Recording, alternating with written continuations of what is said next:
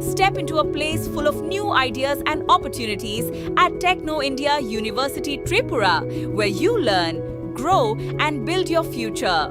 A place that truly helps your dreams become a reality. Tripura উত্তর জেলা পানিসাগর রেগা technical বিভাগের চরম বেনিয়ম অফিসে নেশার আসর। ত্রিপুরা উত্তর জেলা পানিসাগর মহকুমার রেগা ইঞ্জিনিয়ারিং টেকনিক্যাল বিভাগকে ঘিরে তীব্র চাঞ্চল্য ও ক্ষোভ ছড়িয়েছে স্থানীয় এলাকায়। সরকারি নিয়মনীতি তোয়াক্কা না করে এই দপ্তরের এক শ্রেণীর কর্মীর বিরুদ্ধে উঠেছে একাধিক গুরুতর অভিযোগ। স্থানীয়দের অভিযোগ, দপ্তরের বেশ কয়েকজন কর্মচারী নিয়মিত অফিসে আসেন না। নির্ধারিত সময় পেরিয়ে গেলেও বহু কর্মীর দেখা মেলে না, যার ফলে দপ্তরের স্বাভাবিক কাজকর্ম ও সরকারি পরিষেবা পুরোপুরি ব্যাহত হচ্ছে। সবচেয়ে মারাত্মক অভিযোগটি উঠেছে অফিসের অন্দরমহল নিয়ে।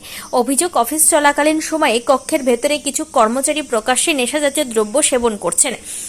সরকারি অফিসের ন্যূনতম শৃঙ্খলা ও কর্ম পরিবেশকে বুড়ো আঙুল দেখিয়ে গোটা দপ্তরটিকে যেন একটি ক্লাব ঘরে পরিণত করা হয়েছে। স্থানীয় সূত্রে খবর, এই দপ্তরের কর্মচারীরা এতটাই প্রভাবশালী যে তারা স্থানীয় রাজনৈতিক নেতৃত্বকেও তোয়াক্কা করছেন না। নিজেদের খেয়াল খুশি মতো দপ্তর চালাচ্ছেন তারা। সরকারি দপ্তরে কর্মচারীদের উপস্থিতি ও কাজের পরিবেশ বজায় রাখা প্রশাসনের মূল দায়িত্ব হলেও পানিসাগরের এই ঘটনা নিয়ে মহকুমা প্রশাসনের ভূমিকা সম্পূর্ণ নীরব। এখনো পর্যন্ত কোনো দৃশ্যমান পদক্ষেপ না নেওয়ায় সাধারণ মানুষের মধ্যে তীব্র অসন্তোষ দেখা দিয়েছে। সাধারণ মানুষের দাবি, দ্রুত এই বেনিয়মের তদন্ত করে দোষী কর্মচারীদের বিরুদ্ধে কঠোর আইনি ব্যবস্থা নেওয়া হোক। অন্যথায় আগামী দিনে সরকারি পরিষেবা পেতে সাধারণ মানুষকে চরম দুর্ভোগ পোহাতে হবে। এখন দেখার, আজ আমাদের এই খবর প্রকাশ্যে আসার পর উচ্চ পদস্থ কর্তৃপক্ষ ও মহকুমা প্রশাসন ঘুম ভেঙে জেগে ওঠে কিনা এবং দোষীদের বিরুদ্ধে কোনো শাস্তিমূলক পদক্ষেপ গ্রহণ করে কিনা। ত্রিপুরা থেকে বিক্রম কর্মকারের report, crime press Bengal news. আপনি যেখানে কম্পিউটারে বসে কাজ করেন সেখানেও কি একটু বলবেন? স্বচ্ছতার জন্য কোটি কোটি টাকা সরকার খরচ করছে, আর আপনারা এইভাবে আছেন। আপনাদের এই সেকশনের বিরুদ্ধে আমরা বলতে চাইছি না, অনাকাঙ্ক্ষিত কিছু কিছু অভিযোগ রয়েছে যেটা আমরা কোনোদিন আসিনি, আপনারা ইগনোর করে চলেছি যে হয়তো বা আপনাদের মধ্যে সেটা সংশোধন হয়ে যাবে, শুধরে নেবেন। কিন্তু আজকে আমরা আসতে বাধ্য হলাম এবং আসলাম, আমরা সরজমিনে দেখতে পেলাম এই ধরনের একটা অরাজকতা সেখানে আপনারা পরিবেশ সৃষ্টি করে রেখেছেন। এটা কি আপনাদের এই টেকনিক্যাল দপ্তরের পক্ষে এটা শোভনীয় না অশোভনীয়? দেখুন, আমাদের অফিসটা তো পাবলিক অফিস অনেক আছে, আমরা নিয়মিত পরিষ্কার করি। অফিসে কি কাউকে, বাইরের কাউকে আপনি স্মোকিং করতে দেন? এভাবে কেন বলছেন? স্বীকার কেন করছেন না? আপনারা কি বাইরের কাউকে এখানে স্মোকিং এবং বাইরে ডাস্টবিনের, আপনারা যারা ডাস্টবিন ব্যবহার করেন সেখানেও আমরা খালি নেশাযুক্ত বোতলগুলো দেখতে পেয়েছি। কারণ কি?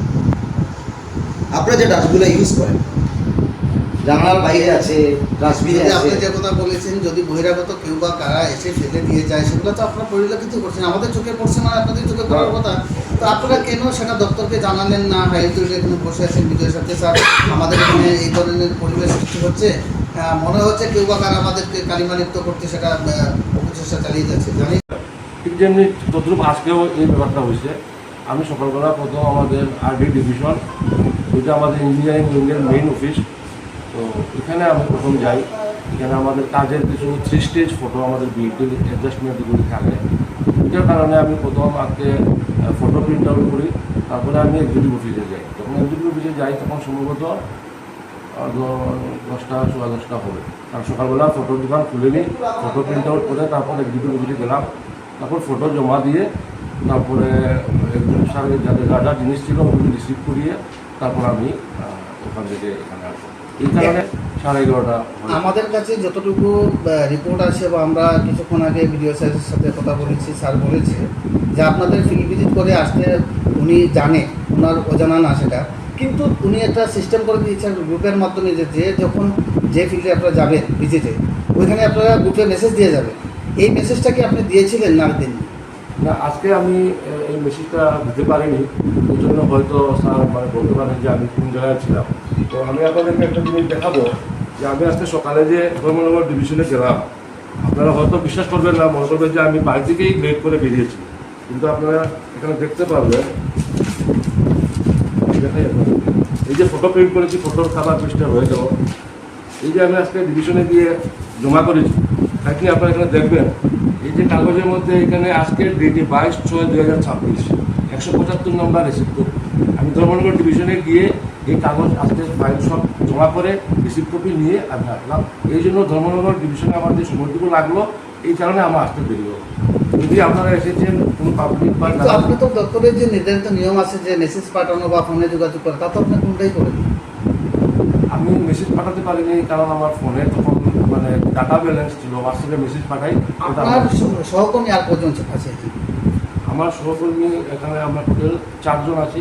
একজন অভিনয় আছেন, বাকিরা আজকে একজন আসেনি, হয়তো অসুস্থতার কারণে সে সিএল নিয়েছে। বাকিরা আমরা সবাই উপস্থিত আছি। তো আমরা দেখতে পেলাম যে বাকি যে আপনারা বলছেন আরও 4 জন হচ্ছে যথারীতি ভিডিও স্যার তো আমাদেরকে বলে দিয়েছে যে কোনো মেসেজ উনি পাননি। আমরা যখন উনি তখন প্রায় 10:50 যখন স্যারের সাথে কথা বলি, তখন স্যার আমাদেরকে বলেছে যে কোনো মেসেজ উনি পাননি।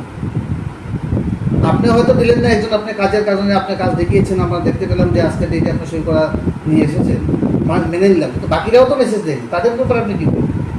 তাদের ব্যাপারে তো আমি কিছু বলতে পারবো না, হয়তো আমি আপনাকে প্রশ্ন করবো যে আপনার এই যে একটা ছোট্ট রুমের মধ্যে আপনারা 3 জন বা 4 জন এখানে ডিউটি করেন, ঠিক জানালার পাশে যে এত আবর্জনা, সেটা কারণ আপনার কাছে একটু জানতে চাইব কেন?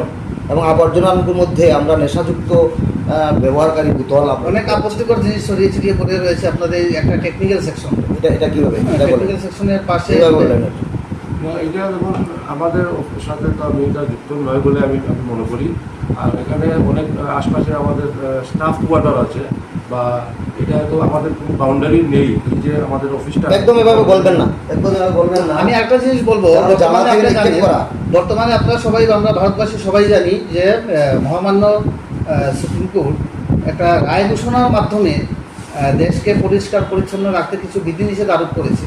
তো আপনি মনে করলেন যে আপনি সেটার মধ্যে না, বাউন্ডারি নেই, বহিরাগত কেউ এখানে আপনাদেরকে কালিমালিপ্ত করতে সেখানে ফেলে দিয়েছে, কিন্তু পরিষ্কার পরিচ্ছন্ন রাখাটা কি আপনাদের দপ্তরের কোনো দায়িত্ব বা কর্তব্য আছে বলে মনে করেন না?